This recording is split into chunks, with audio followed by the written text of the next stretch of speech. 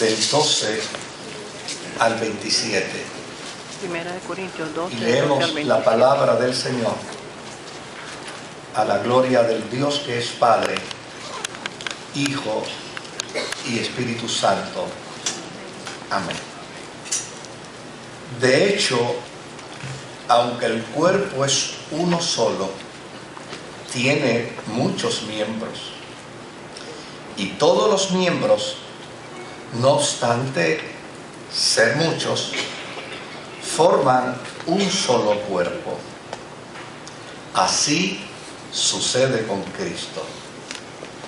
Todos fuimos bautizados por un solo espíritu para constituir un solo cuerpo, ya seamos judíos o gentiles, esclavos o libres, y a todos se nos dio a beber de un mismo espíritu.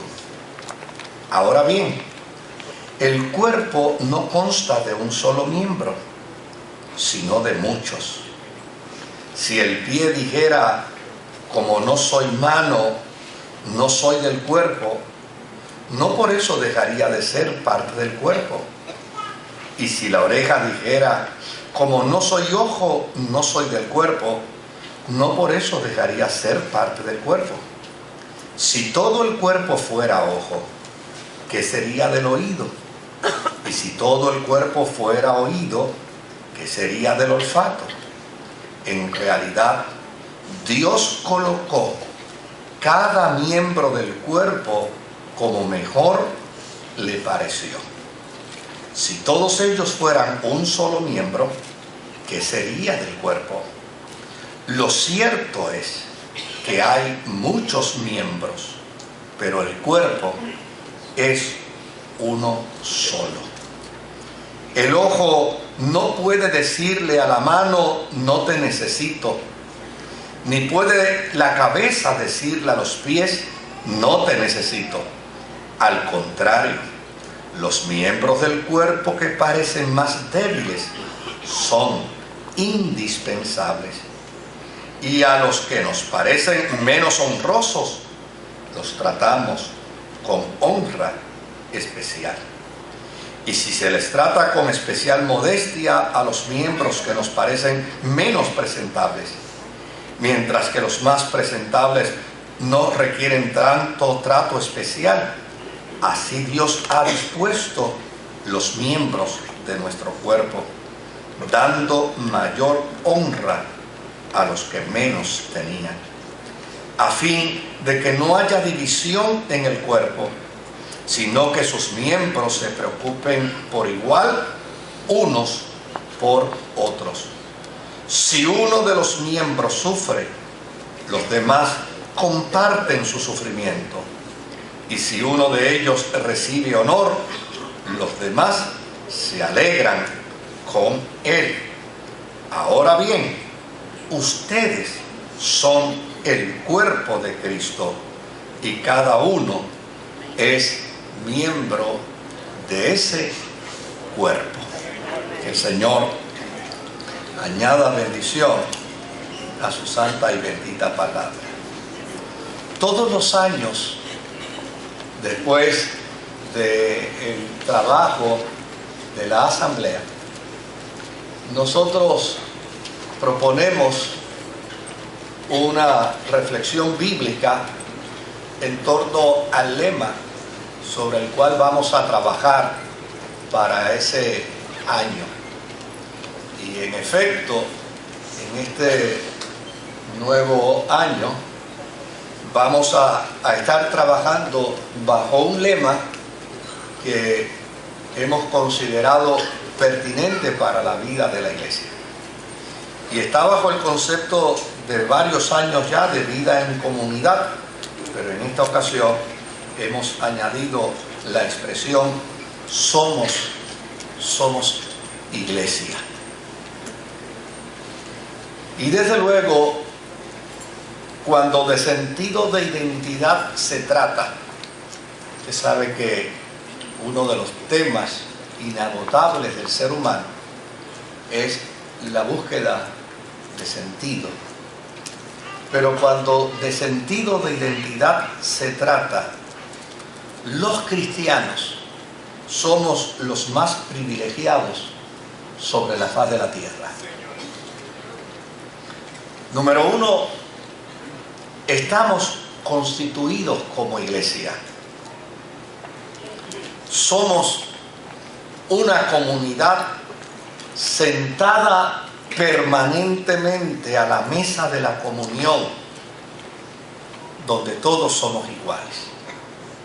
En la iglesia no hay que preocuparnos por un sentido competitivo, por un elemento de competencia, porque a fin de cuentas, dentro de la experiencia de la fe de la iglesia, nosotros somos invitados por el Señor a la mesa. Y cuando estamos en la mesa del Señor, todos somos iguales.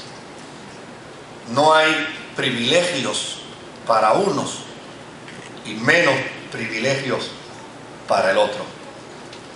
Otro elemento importantísimo que nos hace privilegiados a nosotros en términos de identidad es que tenemos a un Padre, el único Dios del universo. Es el Padre de todos los cristianos y es el Padre de la iglesia. Amén. Tenemos a un Hijo, el reconciliador eterno de cada uno de nosotros, el que trabaja constantemente para que cada uno de nosotros entendamos que a través de Él tenemos reconciliación con Dios. Y mediante Él nos reconciliamos con nosotros mismos, nos reconciliamos con nuestros semejantes, nos reconciliamos con la naturaleza. Tenemos un Espíritu Santo que trabaja con nuestra realidad de vida día a día. Y qué bueno que trabaja con nuestra realidad de vida día a día, porque probablemente lo que hizo ayer, tal vez hoy se descompuso, pero Él vuelve de nuevo ¿a qué? A componerlo. Trabaja con esa realidad de nuestra vida a fin de ponernos en comunión perfecta con nuestro Dios. Cuando evaluamos esos conceptos, desde luego, tal vez no nos sintamos tan vinculados desde el punto de vista de la identidad. No nos sintamos vinculados política, social, familiarmente, pero en términos de la experiencia de nuestra fe.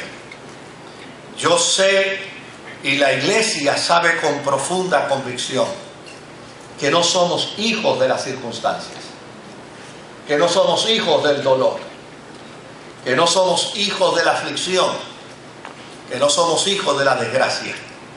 Somos hijos de un Dios trino, de un Dios todopoderoso, de un Dios eterno. Y eso nos pone a nosotros en una dimensión de privilegio por encima de los demás. No es para vanagloria, no es para orgullo, no es para arrogancia, pero sí es para entender que como resultado de la gracia de Dios en la vida de nosotros como iglesia, nosotros estamos en una posición extraordinaria. Ahora, en adición a esto que yo he dicho, para lograr un mejor entendimiento de lo que somos en la fe, las Sagradas Escrituras nos representan en un cuerpo.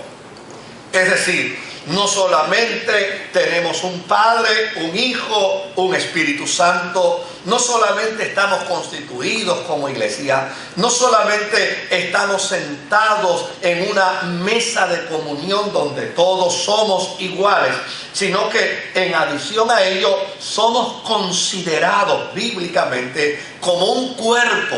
Y lo que es más extraordinario, no somos un cuerpo cualquiera, somos el cuerpo de Cristo.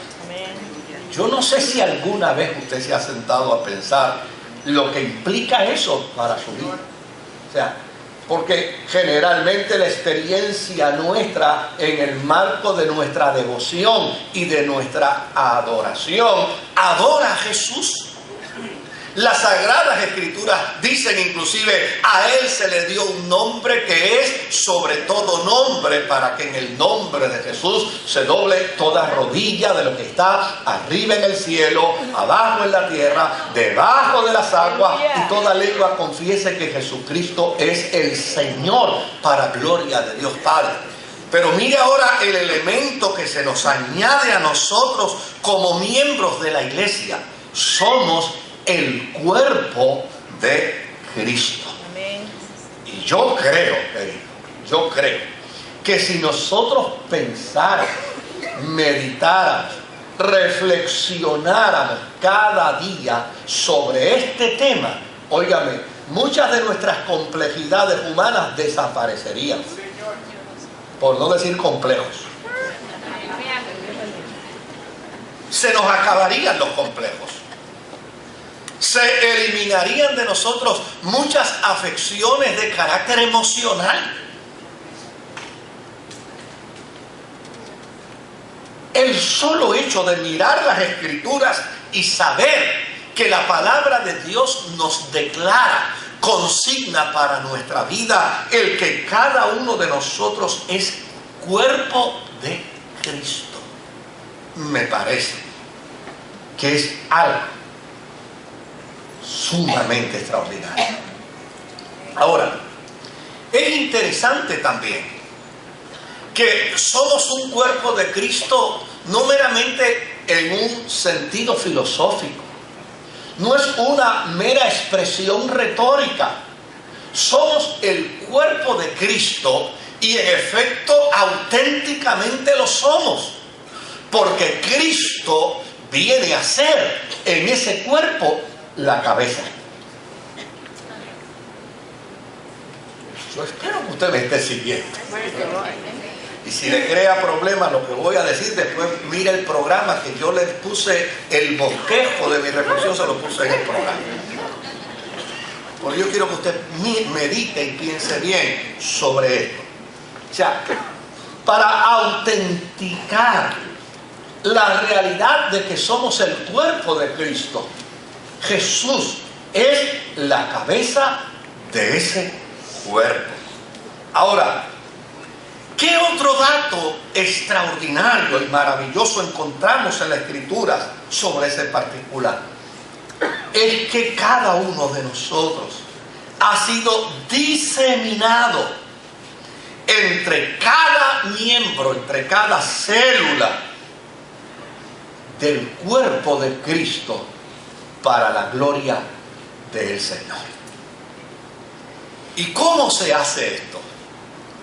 ¿Cómo se logra esto? Pues la tesis que presenta el apóstol San Pablo es que la experiencia de nosotros ser integrados al cuerpo de Cristo adviene como resultado del bautismo. Es mediante el bautismo. Y obviamente yo me gusta compartir y discutir estas reflexiones que a veces tengo, porque en ocasiones digo, Dios mío, que yo no vaya a decir algo que no sea lo bíblico. Y desde luego compartiendo esto con alguien me dice, pero ¿qué tipo de bautismo? Le dije, el bautismo es un solo bautismo, indistintamente el tipo. Denominacionalmente podamos preferir y escoger y podamos señalar tal o cual bautismo. Denominacionalmente podemos decir, tal vez para mí mi mejor bautismo es el de inmersión, y otros podrán decir, pues para mí el mejor es el de aspersión. Eso es cuestión de gusto. Pero la Biblia no plantea el concepto de forma mecánica, sino lo plantea de qué, de manera integral, para decir que hay un solo bautismo. Amén. Uno solo. Y desde luego es como resultado del bautismo, sea por inmersión, por aspersión o sea con arena. en la playa, en el mar o en el desierto, como resultado del bautismo, es que el ser humano, hombre y mujer, es presentado ante Dios como legítimo miembro de la iglesia. Y desde luego, la iglesia tiene una tarea y una facultad. ¿Y cuál es la tarea y la facultad de la iglesia? La tarea y la facultad de la iglesia es evangelizar y discipular. Esas son las dos tareas fundamentales de la iglesia. La iglesia evangeliza y la iglesia discipula. Pero la iglesia no puede integrar al cuerpo a nadie. A usted no lo integró al cuerpo la iglesia. A usted lo evangelizó la iglesia. A usted lo discipuló la iglesia. A usted lo bautizó la iglesia. Pero cuando usted salió de las aguas, usted fue constituido un miembro del cuerpo de Cristo. ¿Y sabe qué hizo el Espíritu Santo? El Espíritu Santo lo colocó soberanamente en el cuerpo como a él le plujo.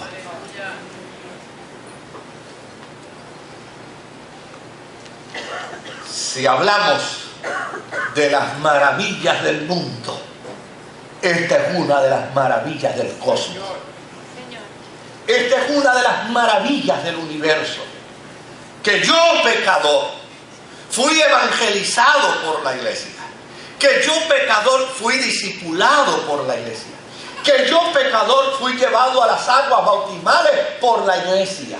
Y una vez fui bautizado por la iglesia, emerjo del bautismo para ser constituido una célula del cuerpo de Cristo y ser integrado al cuerpo de Cristo como un acto puramente de su gracia.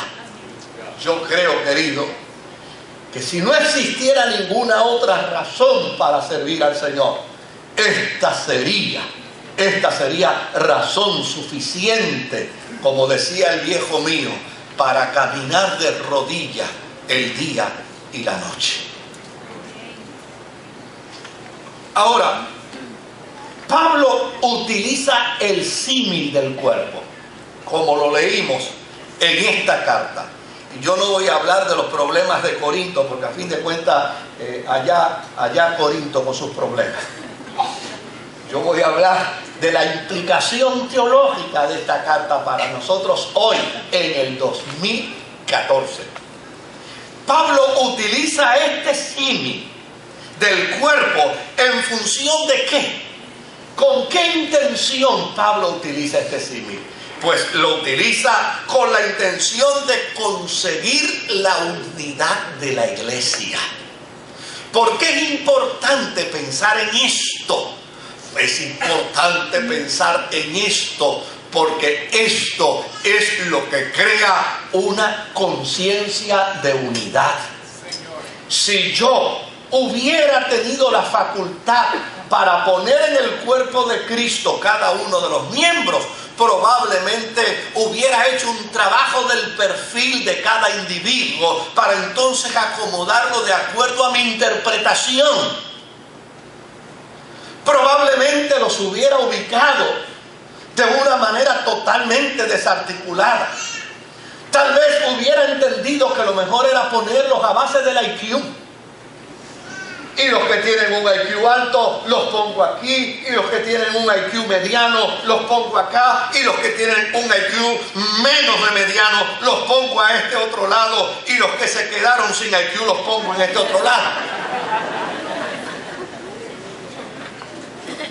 Pero ¿sabe qué hizo el Espíritu Santo? El Espíritu Santo dijo: fulano de tal tiene un IQ altísimo. Lo saco de las aguas mediante el bautismo y soberanamente lo voy a poner en el cuerpo en este lugar. Y mira, Moisés, que no tiene IQ. No te preocupes, mi hijo. Yo te voy a poner a ti en el mismo lugar donde pongo a fulano de tal, para que la edificación en el cuerpo sea justa, sea pura, sea gloriosa y sea bendita. Amén. Ese elemento de la vida tiene que ser entendido por la iglesia. Desde luego, probablemente si yo hubiera tenido la oportunidad de colocar los miembros del cuerpo dentro del cuerpo, hubiera dicho, yo creo que es mejor poner los populares a un lado, los PNP al otro lado y los independentistas al otro lado. Pero al Espíritu Santo se le ocurrió decir, yo los mezclo todos. Probablemente hubiera pensado, pues los de una etnia los pongo en un lado y los de otra etnia los pongo en otro. El Espíritu Santo los colocó a todos.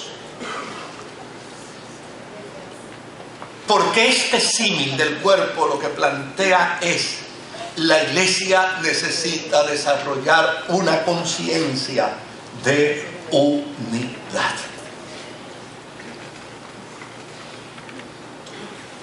Necesitamos crear esa conciencia. Cada una de nuestras capacidades, cada una de nuestras destrezas, cada una de nuestras virtudes tienen propósitos gloriosos. ¿Sabe para qué? Para la edificación. Pero a fin de cuentas, ninguna virtud humana debe convertirse en pretexto para la segregación. Ninguna virtud humana debe convertirse en pretexto para la separación. Ninguna virtud humana debe convertirse en argumento de superioridad. Ninguna. No existe una virtud que me haga distinto a ti.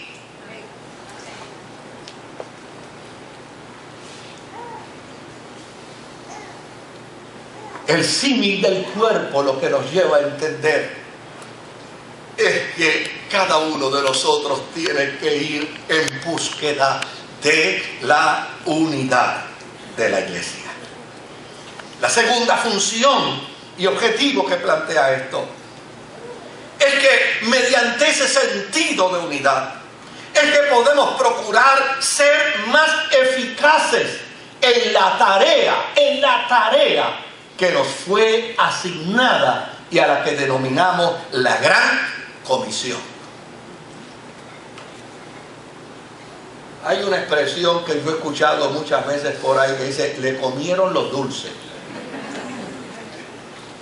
Si por alguna razón le han comido los dulces a la iglesia, es por no tener una conciencia clara para la función a la que le ha sido asignada.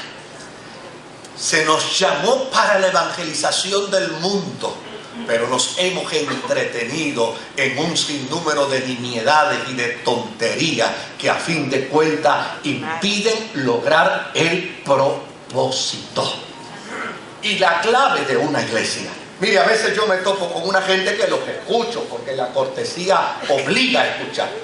Pero a veces yo me encuentro con una gente con una serie de planteamientos que hacen con respecto a cómo se desarrolla la experiencia comunitaria, que yo digo, ay bendito, necesita conocer mejor las Escrituras. Mire, ¿sabe cuál fue el elemento fundamental del derramamiento del Espíritu Santo el día del Pentecostés? ¿Sabe cuál fue? ¿Cuál fue el elemento fundamental? El elemento fundamental fue el que estaban unánimemente juntos. No era meramente que estaban juntos. Junto está cualquiera. Junto está una pareja de bueyes arando el terreno. Unánimemente juntos es otra cosa. Unánimemente juntos es estar unidos hacia un mismo ¿qué? Propósito. Hacia una misma meta. Y déjeme decirle algo, un culto será tan glorioso no como la función del que dirija. A veces le echamos toda la responsabilidad de la gloria del culto al que dirige.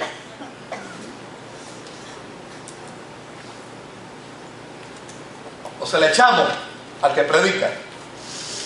Y a veces llegamos a la conclusión de que si el culto no estuvo glorioso, el predicador está de convertirse de nuevo.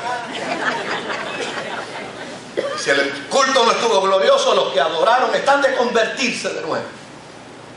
Se nos olvida que la gloria del culto no depende ni del que dirige ni del que predica. La gloria del culto depende de la unidad del cuerpo para entenderse unánimemente juntos para un mismo propósito. ¿Cuál es ese propósito? El propósito del salmista. Me alegro con los que decían que van a la casa del Señor para contemplar la hermosura de Jehová y para inquirir en su santo templo. Amén.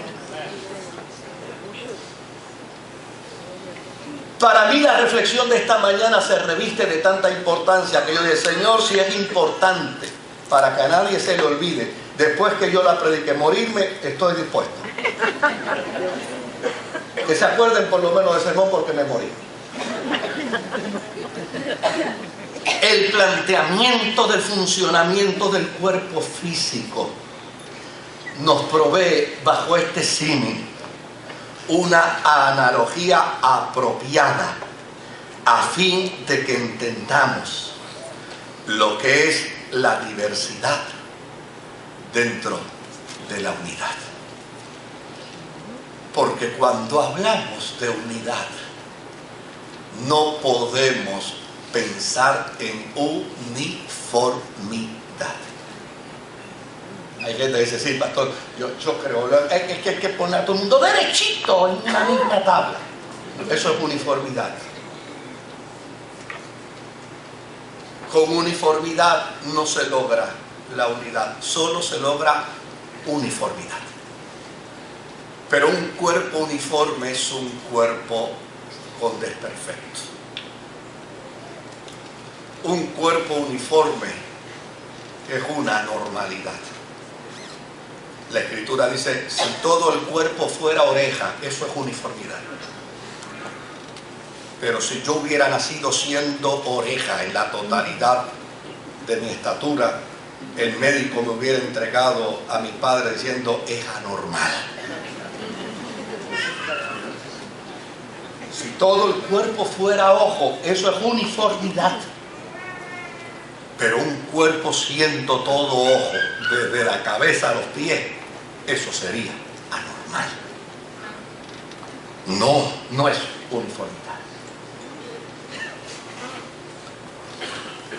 La unidad de la iglesia se da en medio de la diversidad. Yo me di a una tarea anoche de mirar algunas cositas, porque obviamente en ese campo no es el mío, pero mire lo que es la diversidad dentro de la unidad. Un ejemplo, el ejemplo de los huesos del esqueleto humano. La columna vertebral tiene 26 huesos. En el cráneo hay 8 huesos. En la cara hay 14 huesos. En el oído hay 8 huesos. En el tórax hay 25 huesos. Hay un hueso que se llama el hueso hioides. Y en los miembros superiores del cuerpo hay 64 huesos. Y en los miembros inferiores del cuerpo hay 62 huesos. Todos ellos conforman el esqueleto humano. Todos ellos son diversos. Todos ellos son de distintos tamaños. Todos ellos son de distintos grosores.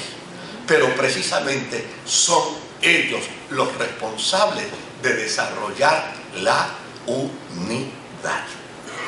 El cuerpo tiene más de 650 músculos individuales fijados en este esqueleto. Óigame, todos los músculos tienen diferencias en términos de grosor, en términos de lo largo, pero llana y sencillamente todos y cada uno de ellos son los que dan sentido de unidad a un solo cuerpo. En adición a ello, tenemos 2 pulmones, tenemos intestino delgado, intestino grueso, tenemos estómago, tenemos vasos, tenemos riñones, tenemos hígado, tenemos cerebro, tenemos lengua, aunque no la deberíamos tener, pero la tenemos.